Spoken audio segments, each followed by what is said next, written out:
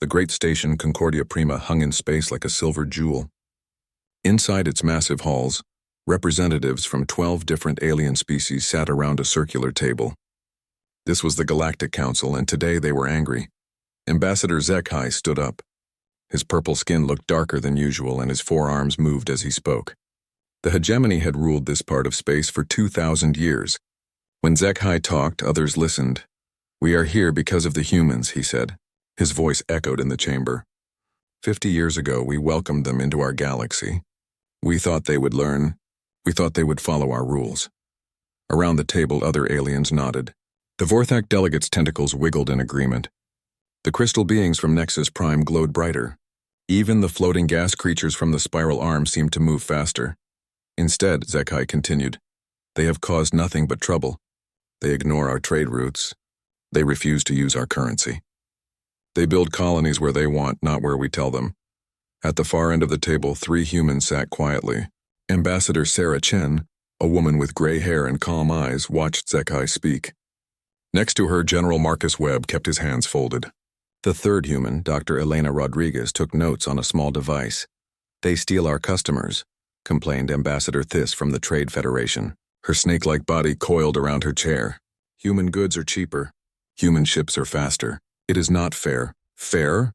Admiral Quex's mechanical voice rang out. The cyborg leader pointed at the humans with his metal arm. They have weapons we do not understand.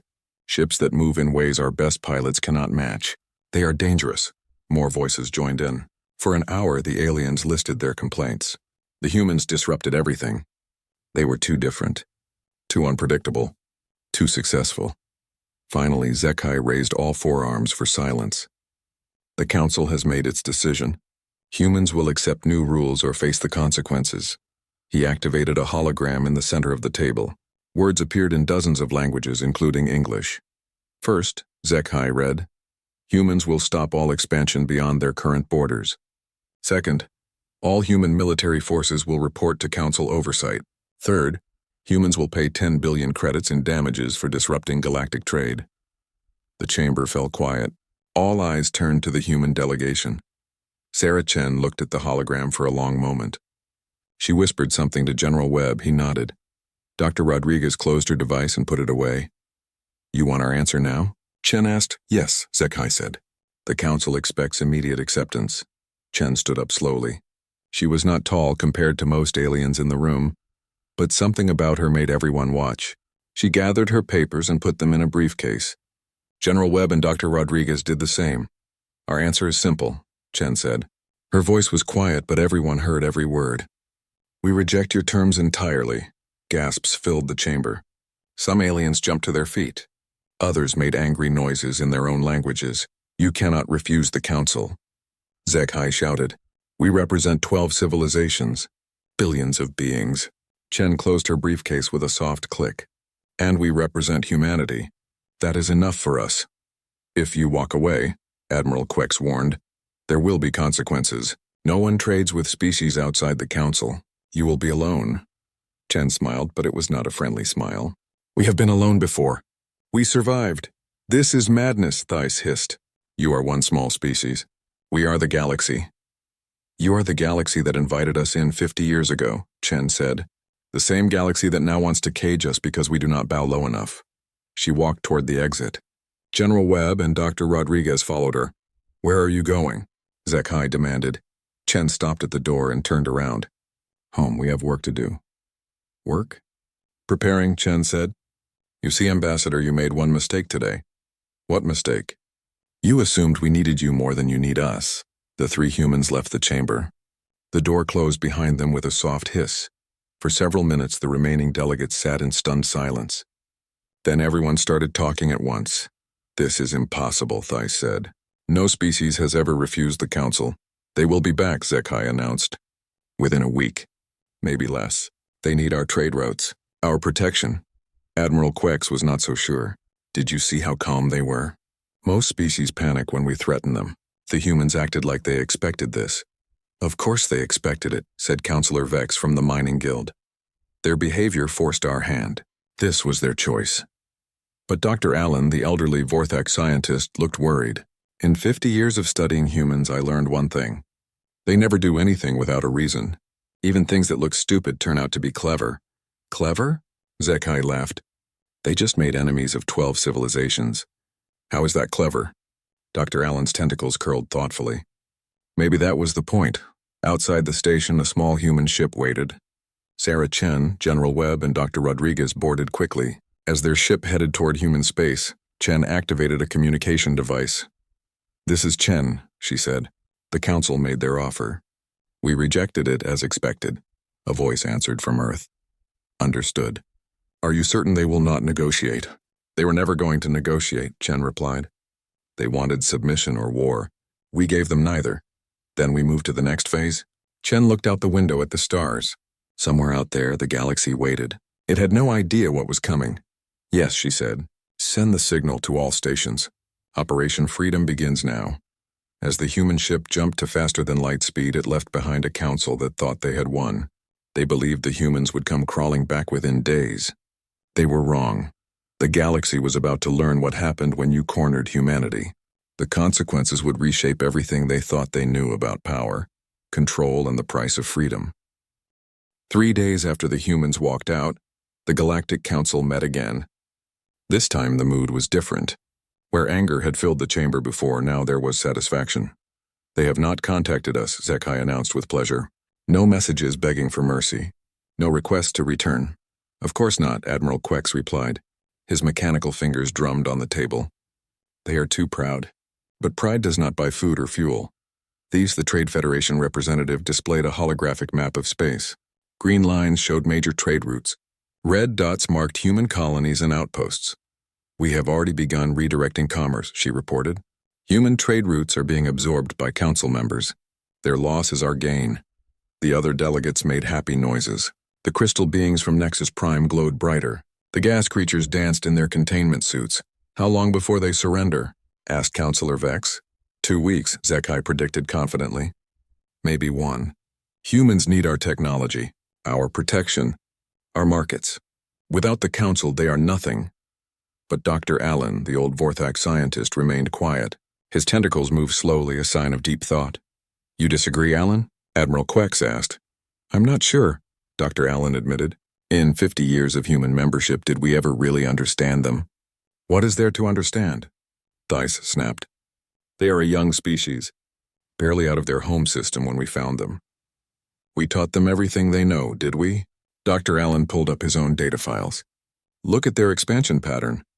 In 50 years, they went from 1 world to 300 colonies. That is faster than any species in galactic history.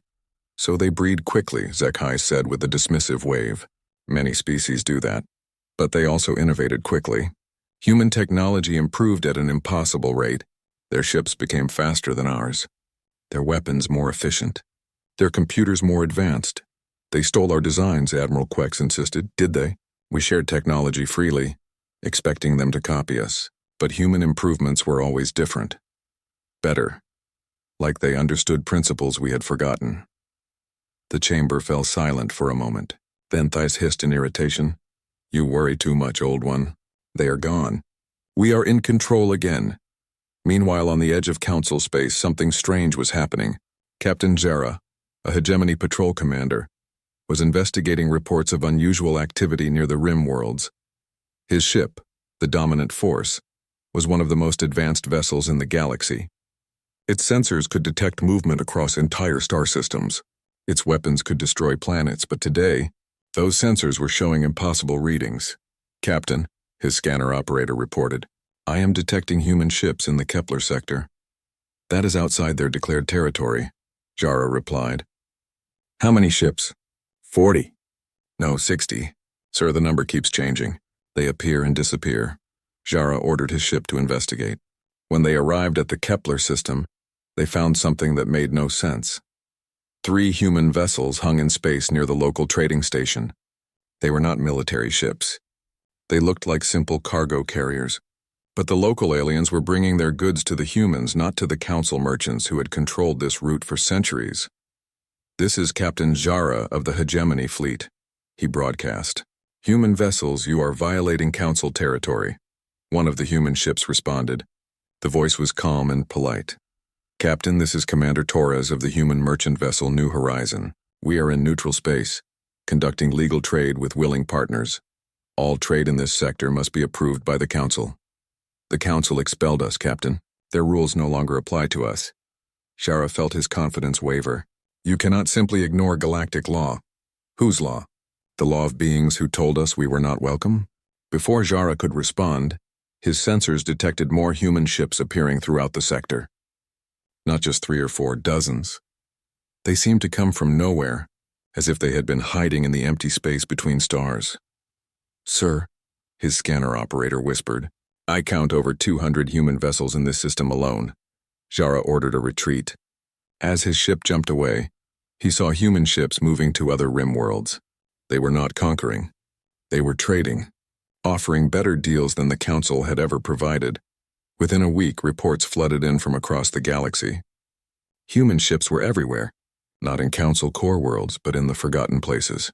The rim systems, the minor colonies, the independent stations that had always struggled under Council control. Admiral Quex called an emergency meeting.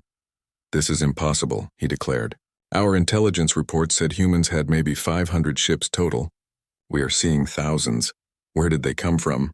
Thys demanded. Her snake-like body was coiled tight with anger. Dr. Allen had been studying the reports. His tentacles moved in complex patterns as he thought. I believe, he said slowly, that we never knew how many humans there really were. Explain, Zekai ordered. Look at the pattern. Human ships are appearing in systems we thought were empty. Remote areas with no strategic value, places we never bothered to explore carefully. You think they have secret colonies? I think they have been preparing for this day since they joined the Council. The chamber erupted in angry voices. Several delegates shouted at once. The crystal beings flickered with agitation. Impossible! Admiral Quex slammed his metal fist on the table.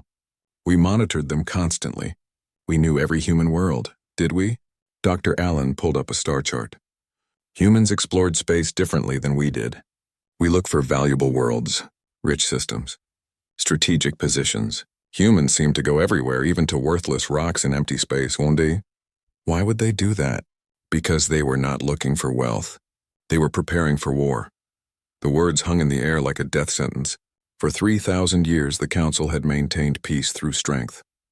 They had the biggest ships, the most advanced weapons, the most organized military. But humans had been building something else.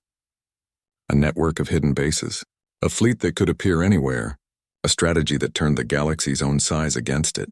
What do we do? Thys asked. Zekai stood up, his forearms spread wide. We show them the price of defying the Council. We mobilize the combined fleet. All of it? Admiral Quex asked. All of it. Every ship. Every species. The humans want war? We will give them war they cannot win. But in his ship, retreating back to Council space, Captain Jara made a private log entry. He had served in the Hegemony fleet for 30 years. He had fought rebels, pirates, and monsters from dark space. He knew what fear looked like. Today, for the first time, he had seen it in his own eyes. The humans were not running scared. They were not desperate. They were calm, organized, and everywhere at once. The Council thought they were hunting down a cornered animal. But Captain Jara suspected the truth was more terrifying. They had never been the hunters at all. 6 months had passed since the humans walked away from the Council. The galaxy was falling apart. On the trade world of Mercantis, Governor Thylan stared at empty warehouses that should have been full of goods. His people, the Zalani, had grown rich by moving cargo between the inner and outer worlds. Now half their ships sat unused. The humans controlled more trade than we realized, his aide reported. When they left, they took their cargo ships, their route networks, and their maintenance contracts. So we use our own ships, Thylan said. Sir, our ships were built with human components. The power cores are failing. We cannot get replacement parts. Thylan felt a chill run through his scaled body. Contact the Hegemony. They must have spare parts. We tried, sir. Their ships are having the same problems. Across the galaxy, similar reports came in. The Vorthak mining fleet was grounded because human-designed navigation systems had stopped working. The Trade Federation's currency exchange crashed when human financial algorithms were removed from their networks. Even basic life support on some stations failed without human-built recycling systems. Dr. Allen sat in his laboratory on Nexus Prime, studying the disaster with growing horror. As the Council's chief xenobiologist, he had spent decades analyzing other species. But he had never truly understood what the humans had been doing. They were not just trading with us, he told his research team. They were becoming essential to us. His assistant, a young Vorthak named Kess, displayed a holographic chart. Look at this, Doctor. In 50 years, humans became involved in 67% of all galactic commerce. Not as leaders, but as support. They fixed our machines. They improved our processes. They connected systems that had never worked together before. And we never noticed because they were so helpful. Dr. Allen realized. We thought they were learning from us, but they were making us depend on them. The truth was worse than anyone had imagined. Humans had not just joined galactic civilization, they had quietly become its foundation. Now that foundation was gone. On the rim worlds, a different kind of change was happening. Species that had been ignored by the Council for centuries were discovering they had options. Captain Nara of the Epsilon Colony Defense Force received a message that changed her life. Her people, the Kandari, were a peaceful race of farmers and artists. The Council barely acknowledged they existed. The message was from a human ship. This is Captain Sarah Kim of the human vessel New Dawn. We understand your colony has been having trouble with pirate raids. Nara was surprised. No one from the inner worlds had ever cared about pirates in the rim systems. That is correct, she replied. We have requested Council assistance many times. They tell us to be more careful. We can help. No payment required. No strings attached. We just believe people have the right to live in peace. Why would you help us? We have nothing to offer. There was a pause. Then Captain Kim said something that would be repeated across the galaxy in the coming weeks. You are people. That is enough. Within days, human ships arrived at Epsilon Colony. They did not demand tribute or territory. They did not install governors or demand special privileges. They simply drove off the pirates and left behind communication equipment. If you have trouble again, call us, Captain Kim said. We will come. News of this spread to other rim worlds. Soon dozens of minor species were reaching out to the humans, not for conquest or rule, but for partnership. The Council heard these reports with growing alarm. This is how it starts, Admiral Quex warned in an emergency session. First they help, then they control. But they are not controlling anything, Dr. Allen pointed out. Our intelligence reports say the humans make no demands on the species they help. That makes it worse, Zekai shouted. They are building loyalty without requiring payment. That is more dangerous than conquest. Thais uncoiled her snake-like body in agitation. My traders report that rim worlds are refusing Council goods. They say human products work better and cost less. How is that possible? Counselor Vex demanded. We have superior technology. Do we? Dr. Allen asked quietly. When was the last time any Council species invented something truly new? We have been using the same basic technologies for 1,000 years. We improve them slowly, carefully. But humans innovate constantly. The chamber fell silent. It was an uncomfortable truth. The Council maintained power through stability, not progress. They had grown comfortable with their advantages. But humans had not been comfortable at all. They had been learning, growing, changing. In 50 years, they had gone from primitive newcomers to something else entirely. It does not matter, Admiral Quex declared. Innovation means nothing against superior numbers. We have 12 species. They have one. Do they? Dr. Allen asked. Reports indicate 43 rim world species have declared independence from Council oversight. They are forming direct treaties with humanity. Impossible. We have treaties with those worlds going back centuries. Treaties they agreed to because they had no choice. Now they do. The truth was spreading across the galaxy like wildfire.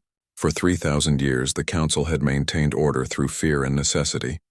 Species joined because they needed protection, trade, and technology. The Council provided all three, but at a price: obedience. Humans offered the same things, but their price was different. Cooperation, not submission. On the industrial world of Factorum, the hegemony's biggest manufacturing planet, production manager Kelvar watched his assembly lines shut down one by one.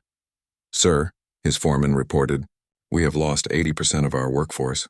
To what? Disease, accident? No, sir, they quit. The humans offered them jobs on rim worlds. Better pay, better conditions, and no genetic caste restrictions. Kelvar felt his world crumble.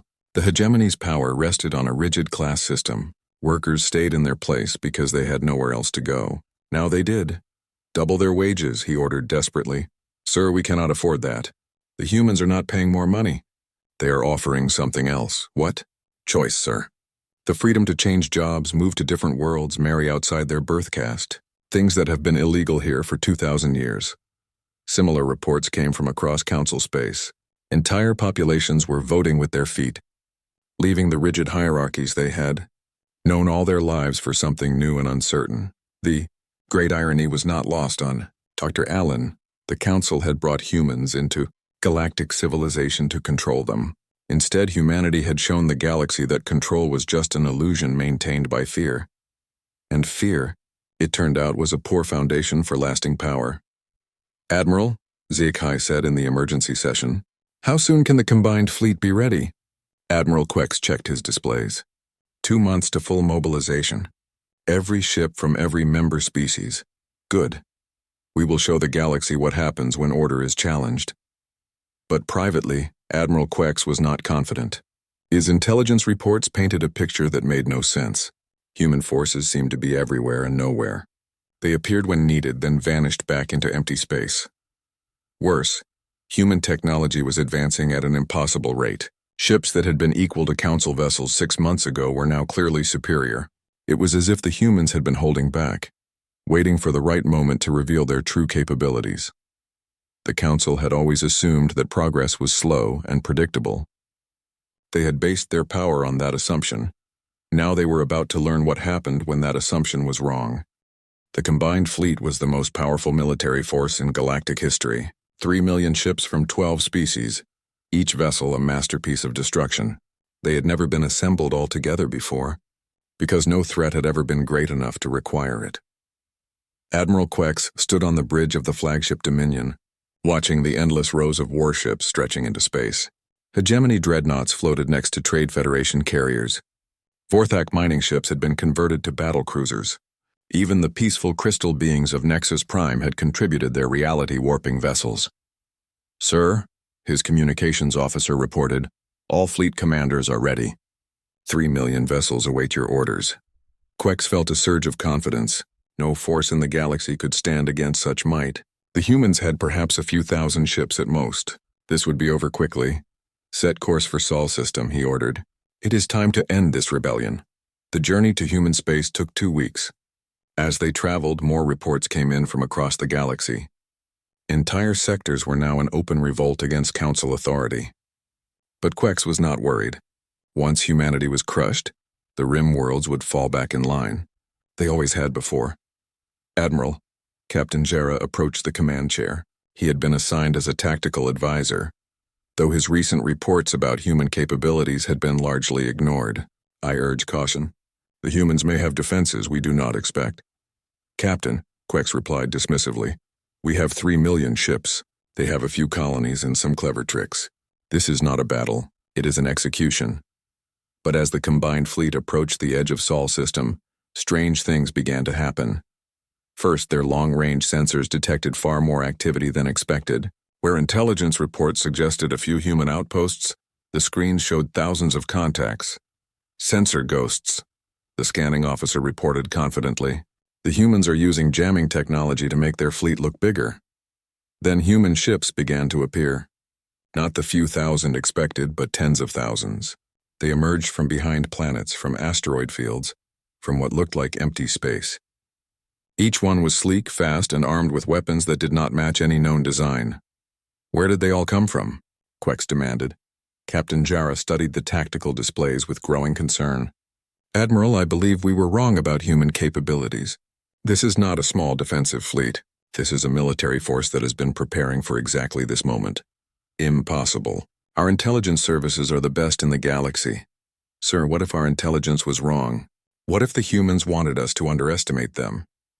Before Quex could answer, a transmission came from the human fleet. The voice was familiar.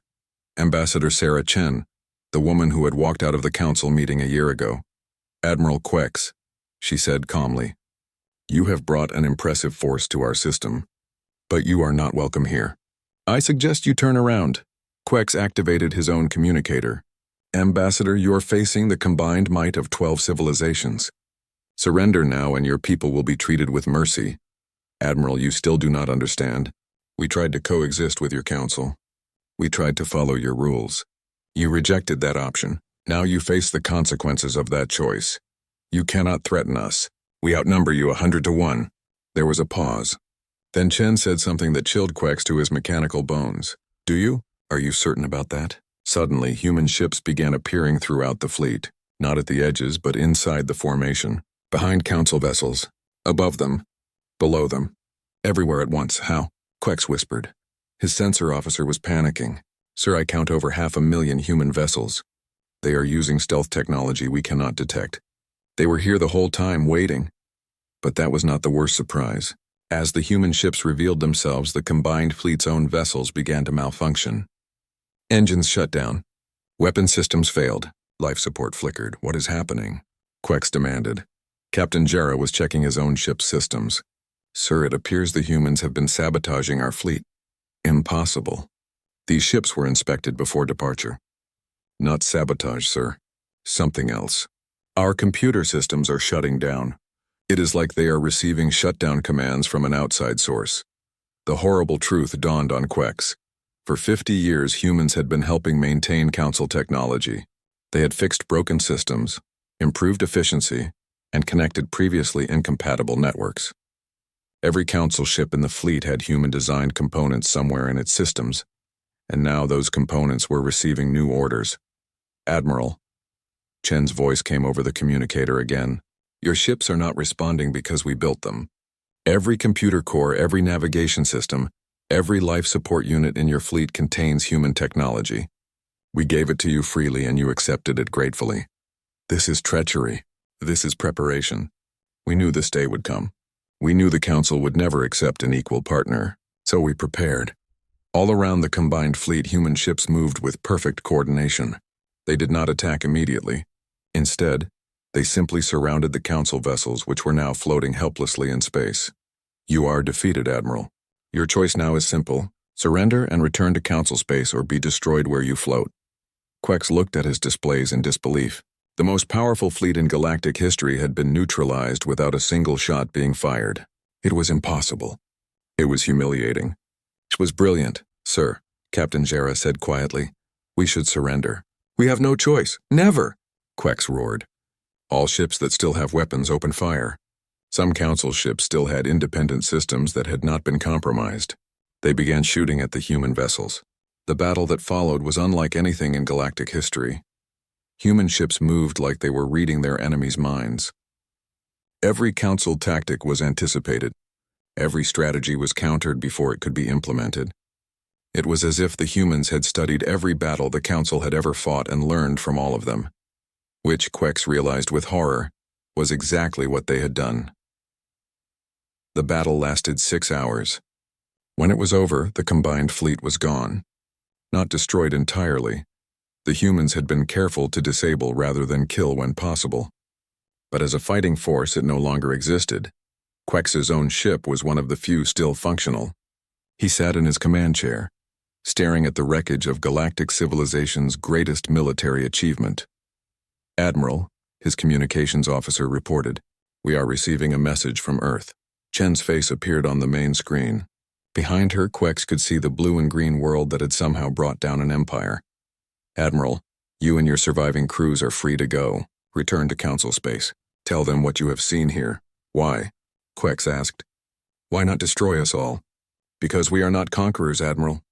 We never wanted to rule the galaxy. We just wanted to be free to live in it. What happens now? Chen smiled, and for the first time it looked genuine. Now you go home and tell the council that the old order is over. Not because we destroyed it, but because something better has taken its place. As the surviving council ships limped away from Sol system, Admiral Quex made a final log entry. The humans were never the junior species we thought they were. They were teachers, waiting for the galaxy to be ready for the lesson. Today, we learned that lesson. The age of rule by force is over. What comes next, only they know. Behind them, Earth continued to spin peacefully in its orbit as if nothing had happened. But everything had changed. The galaxy would never be the same. 1 year after the Battle of Sol, the galaxy was unrecognizable. Dr. Allen walked through the halls of New Geneva Station, humanity's first major diplomatic center outside their home system. The station floated in neutral space, open to all species regardless of their past allegiances. But what amazed him most was not the building itself, but who walked its corridors. Kandari farmers discussed crop rotation with Zilani engineers. Vorthak miners shared technology with crystal beings from Nexus Prime. Species that had never been allowed to interact under council law were now working together freely. "It is remarkable," Alan told his guide, Dr. Elena Rodriguez, the human xenobiologist he had met during those first council negotiations. A year ago, most of these species had never spoken to each other. "That was by design," Rodriguez replied. "The council kept everyone separate, easier to control that way. And now? Now they discover they have more in common than anyone expected." Alan's tentacles curled in thought. As one of the few council officials who had predicted the human revolution, he had been invited to observe the new galactic order. What he saw challenged everything he thought he knew about civilization. "But how do you maintain order without authority?" he asked. "Without someone in charge?" Rodriguez smiled. "Who says no one is in charge? Every species governs itself. Every world makes its own decisions, but when they need to work together, they do. That should create chaos. Why? Because that is what the council taught you?" They walked past a conference room where representatives from 30 different worlds were discussing a trade dispute. No one was shouting.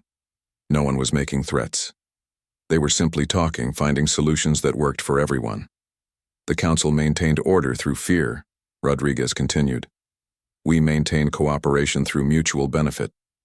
"Which system do you think works better?" On the former council world of Hegemony Prime, Zekai sat in his empty office. Once he had commanded the attention of 12 civilizations. Now he could barely get his own people to listen to him. "Sir," his aide reported, "another 1,000 citizens have applied for transport to Rim worlds." "Denied," Zekai said automatically.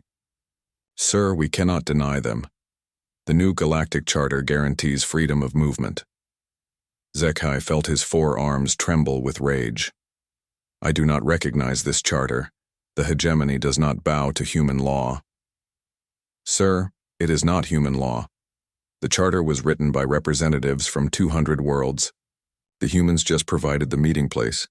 That was the most frustrating part. The humans had not conquered the galaxy. They had simply given it the freedom to organize itself, and when given that freedom, most species chose cooperation over domination." "What about our military?" Zekai demanded. "Can we not maintain order by force?" His aide looked uncomfortable. "Sir, 60% of our fleet has resigned. They have taken jobs with the new Galactic Defense Cooperative." "Traitors. Sir, they say they joined the military to protect people. The cooperative actually does that, instead of enforcing political control." Zekai dismissed his aide angrily. Through his window, he could see Hegemony Prime's great cities. Once, they had been centers of galactic power. Now they looked empty, outdated. Many of the best minds had left for worlds where their talents were valued, not controlled. The old hegemony was dying, not from conquest, but from irrelevance. On the trade world of New Mercantis, formerly a council world, now independent, Governor Thylan was having a very different experience. "Sir," his economic advisor reported, "our trade volume has increased 300% since we left the council." "How is that possible?" "We are now free to trade with anyone, sir. Rim worlds that were forbidden under council law are eager for our goods. And human shipping companies have cut our transport costs by half." Thylan studied the reports in amazement. "But we lost access to council markets." "Yes, sir. But we gained access to 400 other worlds that were previously off limits. The mathematics are quite favorable." It was the same story across the galaxy. Worlds that embraced the new order prospered.